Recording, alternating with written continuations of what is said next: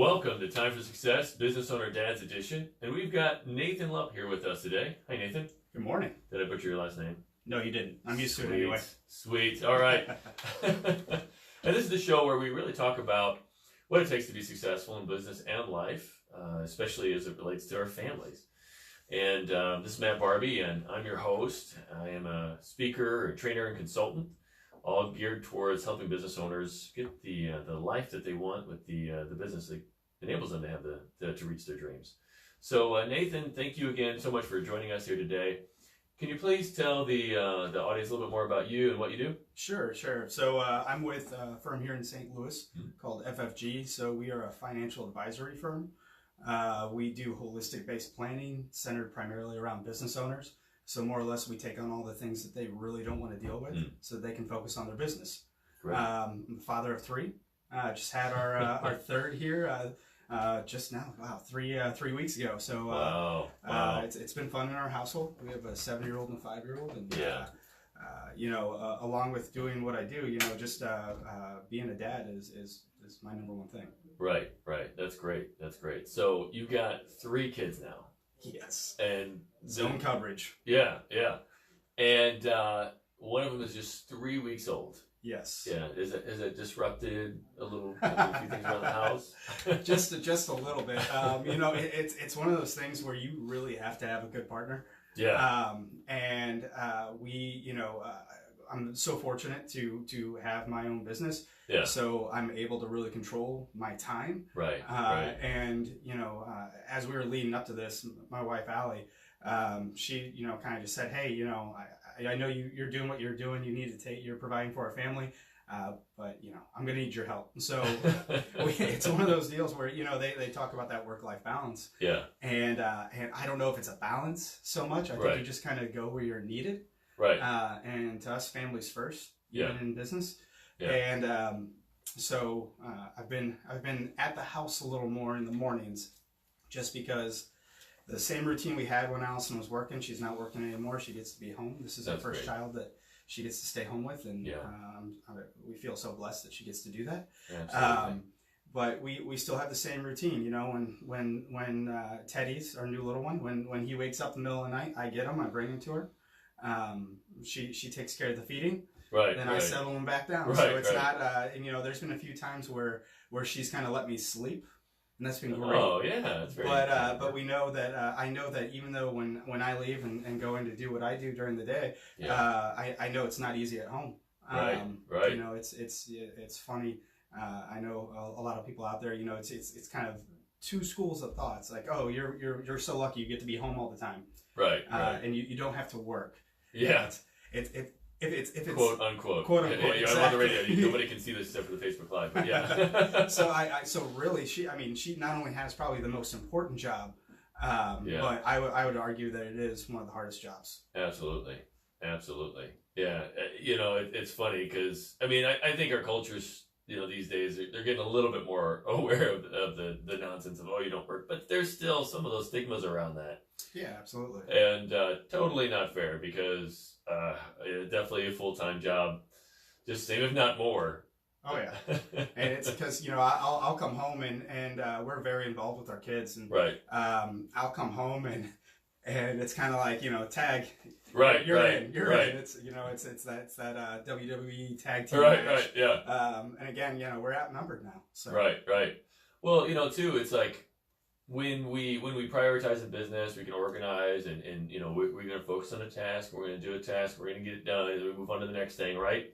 And they talk about basically trying to do more things. Multitasking is a lie, right?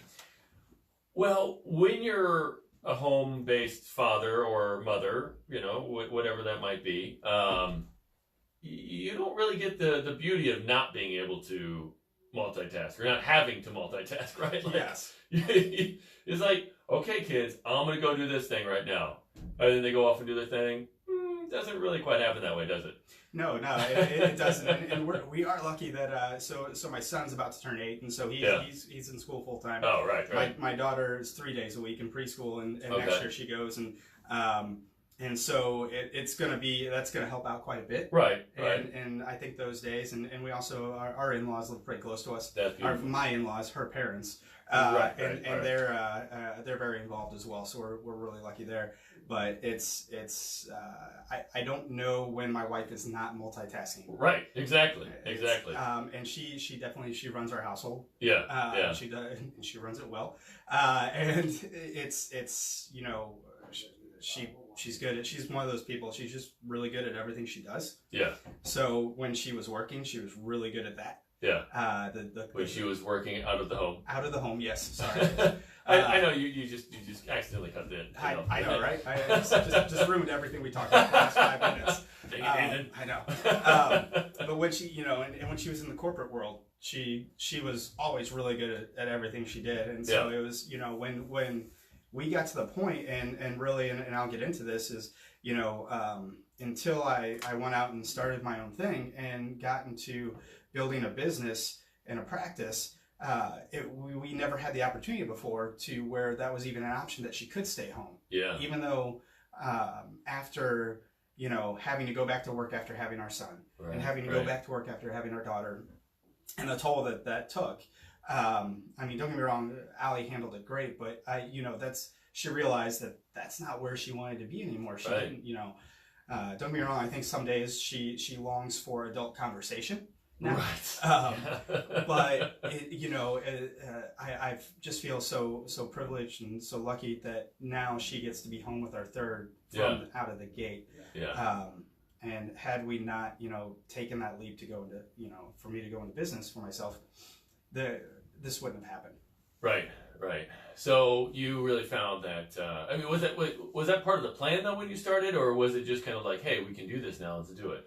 I think that was part of the, almost like the selling point, quite honestly. Okay. So the way that I transitioned into this is, you know, I was a late bloomer. I'm 36 years old. I came out of the Marine Corps. Thank you for your service. Thank you. Appreciate that.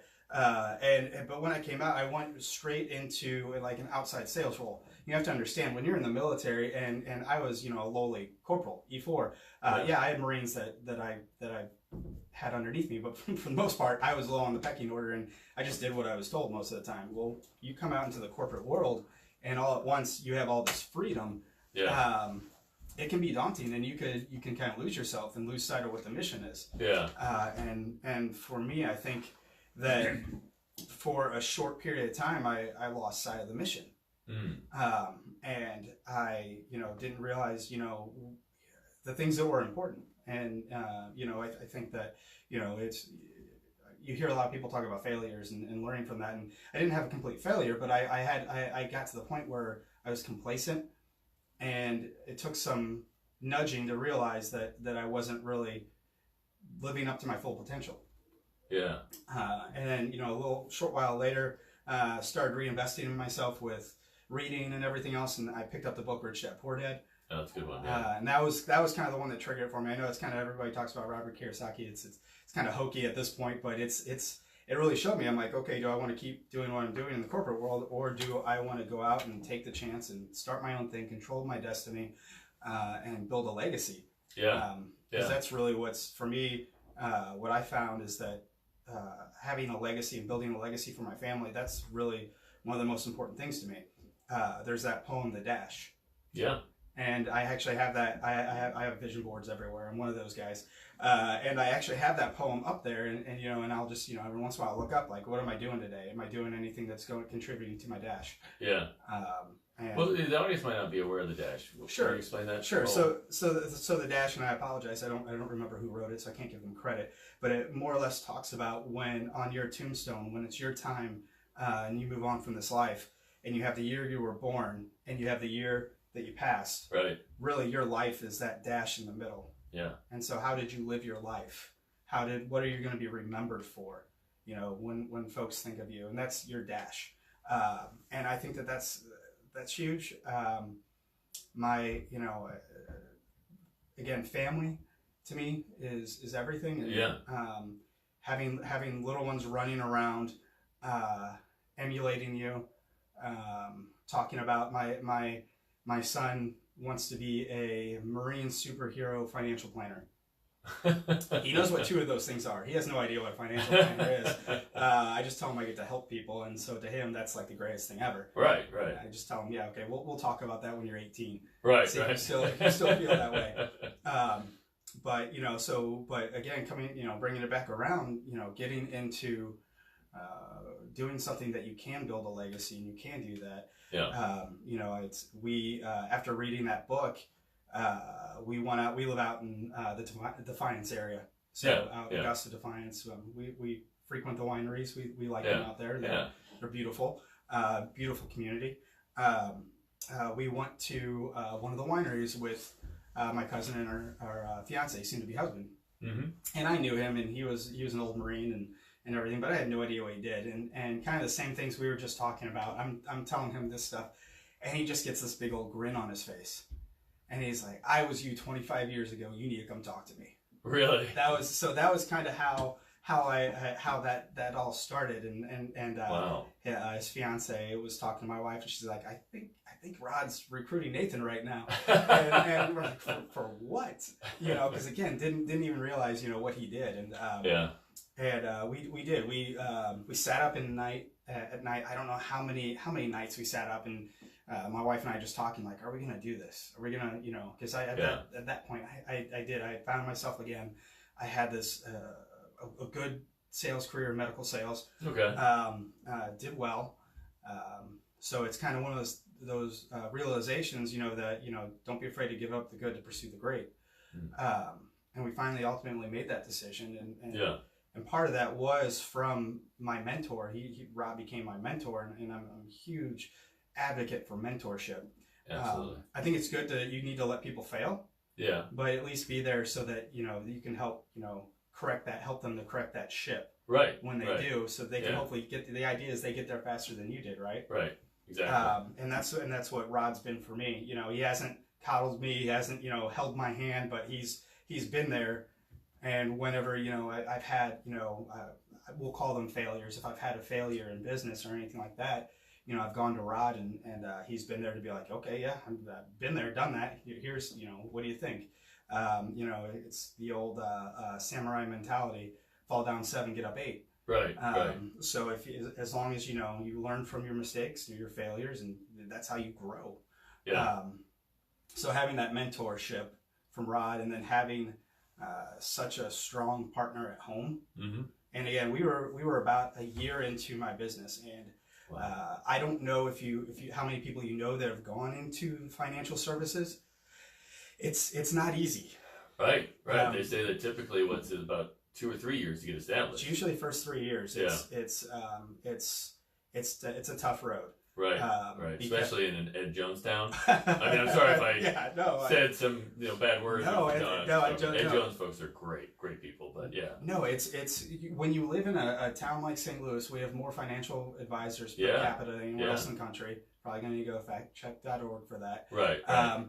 But everybody has a guy. Right. Or a girl or a gal. Right. And so you just get used to that, and you just kind of say, hey, and you just have to get really good at those types of objections, because you're going to get them all the time. Yeah. And then when you're new, because you see so many people, the attrition rate in this industry is so high. Yeah. I have people now coming back to me that when I first started and I reached out to them, they're like, oh no, I'm good. I have a guy. I have people coming back to me now, which is awesome. And it's, I'm a little over 4 years in the business. I'm not anything crazy, but I've had a mentor, and we have a firm, and we have a process that works really well. And so I've been able to move along a little bit faster. And going back to Allison staying home, we were a little over a year into it, and that decision was almost made for us. Mm-hmm. And I would say we probably weren't ready yet for it, but as a family, I more or less just told her, I said, just do it, just stay home. We'll make it work. That's great. And we have, and we made it work. And it was you have early struggles, and then it's kind of like, all right, we got this. This is kind of picking up, and then you have something else that happens and kind of derails things a little bit. Yeah. And so you have, you see those struggles again. And it's, from there I've just seen rapid growth from that, and I think that's made me stronger. That's made me have those real world experiences where I think it makes me more relatable, because if I had to do it, I've had to do things to keep the business going. I've had to do all this, and we've come out of that, and now it's just it's excitement. It's scaling now is really what we're talking about, and it's, again, I owe it all pretty much to my wife Allison and my mentor Rod for helping me get here this fast. Right. So you mentioned a couple things, mentorship being really, really key and really helpful. What does it take to find a good mentor, if you will?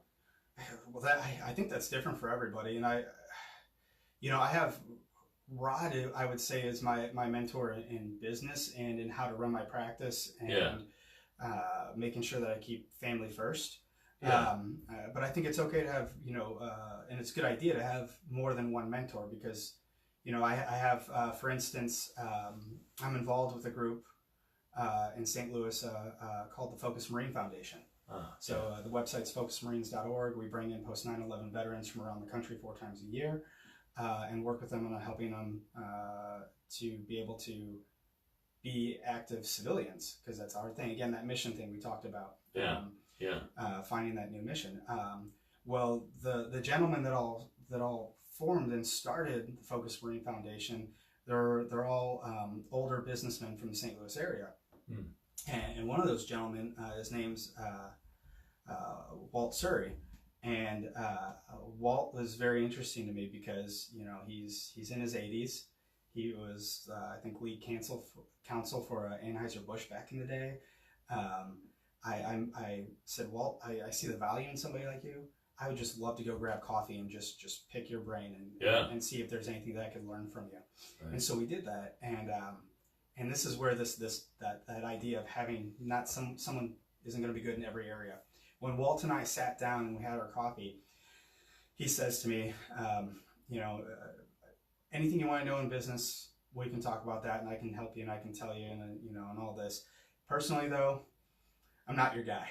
He's like, I've been divorced 3 times, and this and that, and I have no kids. He goes, but business-wise, absolutely. And actually, he helped me find my motto that I live by from talking with him, because Walt is a very interesting gentleman. Because not only was he lead counsel, but when he left, again, he had no kids or anything, and he wanted to do something to help. So this guy who was this high-powered attorney, when he left Anheuser-Busch, he goes to clown college. Wait, what? Yes. He goes to clown college and becomes one of the resident clowns at one of the children's hospitals here in St. Louis. Amazing. Yes. Amazing. And then he got involved with, I think, the St. Louis Food Pantry, and he was on the board for the zoo, and then Focus Marines, and how I met him, and he has this motto, and I'm sure he got it from someplace. I feel like every good motto, every good idea, there's so few original ideas anymore. But the idea of learn, earn, and return. And that's really how I try to live my life. That's when I feel like I gravitate to other people that feel the same way.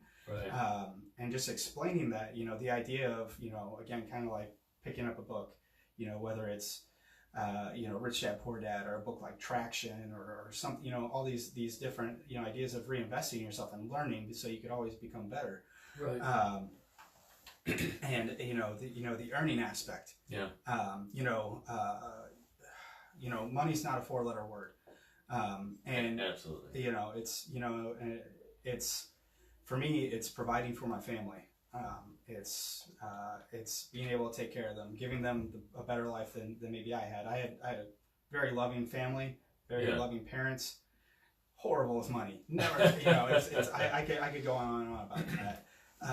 But So you're gonna say, so you're saying that basically success is being able to provide for your family, right? Yes. Being able to give them some of the things that maybe you didn't necessarily have, and raise kids that are better than you are. Yeah, better than me. Well, that too. I mean, that'd be fine. That'd be good. I'd be proud of them. So that's, to me, that's the earning aspect of it, and then returning, giving back, and very big on. Met some people, and a gentleman named Jeff Camato, who helped with the St. Louis Make-A-Wish Foundation, and Jeff kind of, I got to hear him speak and talk about, finding, it's almost like that's like that missing piece to fulfilled life is giving back. And so I've been able to do that with Focus Marines, being an advisor to the board and being an instructor out there on finances. And then we have a men's group here in town called the Dinner STL. And everything we do for that goes back to charity. And we've partnered with a charity here, another St. Louis charity called Brace for Impact. I'm sure most people know who Kyle McClellan is, former Cardinals pitcher. I was very fortunate to get to meet him, learn about what they're doing, not only here in St. Louis, but also in Haiti. I was able to travel down to Haiti last year with a group of men and get to just see the type of work that's being done down there. And they talk about, Brace for Impact, and it's really not the impact that they're making on the people down there. It's really the impact that it had on all of us when we went down there to see how things were. So again, that idea of finding areas to be able to give back. And I think that to me makes my plate feel full. Yeah. So a big component of success to you is being able to give back. Absolutely. That's great. So family is important to you. Giving back to your community and people around you is important to you. How do you instill that in your kids? Do you get them involved with the giving back and as a financial planner, maybe you've got a wealth consultant. I mean, so many aspects of that, but it's we talk about those things. We haven't. I would say that's probably an area I could do a better job at. Is not only in letting our kids understand. I mean, we do like my son does. My son he has the biggest heart in the world. Right now, I think they're doing.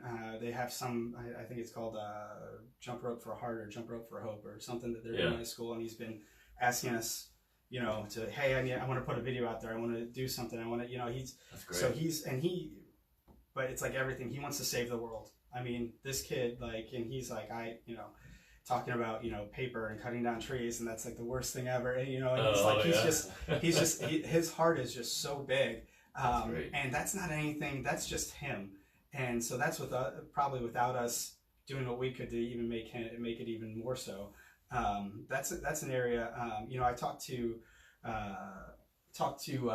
Kyle about this at Brace for Impact, and they do get their two kids involved pretty well, and he's talked about when he thinks they'll be old enough to actually travel and go with them to go down to Haiti and everything. And I think I think that's great, and I'd love to be able to do something like that and get to the point where it's, hey, we can go volunteer, we can go do this and make it a family function. We haven't got there yet. Definitely still work in progress. Right. Well, as you're growing your business and growing your practice, sometimes you have to balance the time. But as long as you're keeping that in your windshield in terms of I'm going to be able to do something like that, that's key, right? Absolutely. I think it's the more transparent and more you can get your kids involved in everything that you do, every aspect of your life. It's going to they're kind of like a little fact checkers too. They're going to keep you on your toes. Right. And I think that's a great thing. And if they can see that their parents have integrity and have a willingness to help others, I think that they'll absolutely have that. Right. That's a great thing. Modeling it, is important. Yeah, absolutely. So we've only got maybe a couple minutes left in the show, and I know you need to be a little bit careful with what you say as a financial and everything. But please tell the audience a little bit more about a little bit what you do and how they can get a hold of you if there's more information that they'd like. Sure, absolutely. I mean, first I'll just say, I'm not I do not give tax or legal advice. Right. Just kind of throw that out there. No hot stock tips or anything like that right now. No. Just clearly that's not happening. So I would say, so here in town, again, there's financial advisors everywhere. So we're what we would call a holistic based planning firm. So we go through a lot more than just wealth management. We look at every aspect of your life that could possibly impact you. Our website is ffgstl.com. That's for Ferguson Financial Group, St. Louis. So ffgstl.com. you could find us there. Yeah, we love, working with business owners and executives in all aspects of their life. Great. So a very holistic approach is Absolutely. if somebody's looking for a holistic approach in kind of all areas, they come and talk to you. For sure. Great. Well, really appreciate you coming on the show today, man. I really loved your insights in terms of the family and keeping that vision of service as well in your hearts and trying to instill that in with the kids. I mean, that's phenomenal as well. So thank you so much. This has been Time for Success Business Owner Dad's Edition, and we appreciate you tuning into the show. Thank you. And thank you for being on it. Bye. All right. Thanks, everyone.